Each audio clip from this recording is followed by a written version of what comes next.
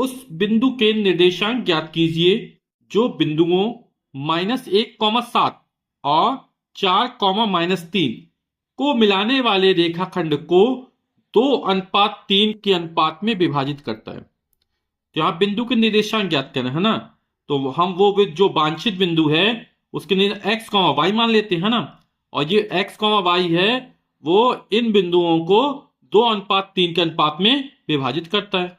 तो आइए हल करते इस सवाल को। तो माना कि पी एक्स कॉमा वाई वांछित बिंदु है ना, तो विभाजन सूत्र का प्रयोग करने पर अब विभाजन सूत्र होता है x बराबर m1 x2 plus m2 x1 upon m1 plus m2।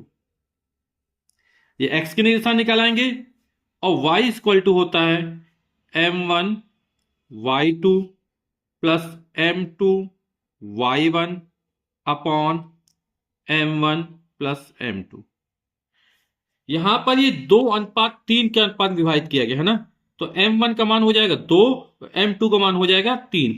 ठीक, ये जो पहला बिंदु है तो ये x1 ये हो जाएगा y1 और ये हो जाएगा x2 ये हो जाएगा y2, है ना।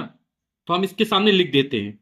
तो मान रखते हैं x बराबर हो जाएगा हमारा m1 की वैल्यू 2 है, तो गुणा x2 की वैल्यू 4 है, पहला x1 y1 दूसरा x2 y2 4, प्लस था प्लस लगाया, m2 का मान है 3, फिर गुणा x1 का मान -1 है तो -1 लिख दिया अपॉन m1 प्लस m2, तो ये हो जाएगा 2 + 3।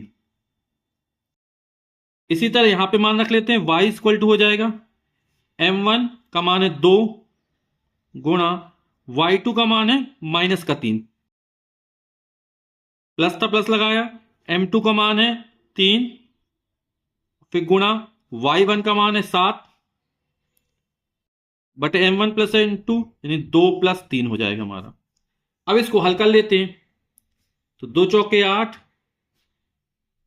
3 में माइनस 3 एकम 3 माइनस का 3 होगा और प्लस माइनस फिर माइनस हो जाएगा, 2 में 3 जोड़ा 5,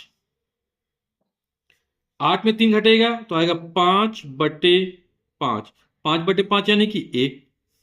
इस तरह y इक्वल टू हो जाएगा 2 तिया 6 माइनस का 6 प्लस था 7 तिया 21, यहां पे गलती से लिख गया 2 + 3 होगा, है ना, 2 + 3 5 हो जाएगा, यहां पर 21 में 6 जाएगा तो 15 हो जाएगा, 15/5 और 15 में 5 का भाग जाएगा तो 3 निकल आएगा।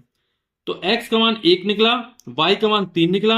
हमने जो वांछित बिंदु p x, y माना था, है ना, तो जो वांछित बिंदु होगा वो 1,3 निकल आएगा, जो बिंदु -1,7 और 4,-3 को 2:3 के अनुपात में विभाजित करता है।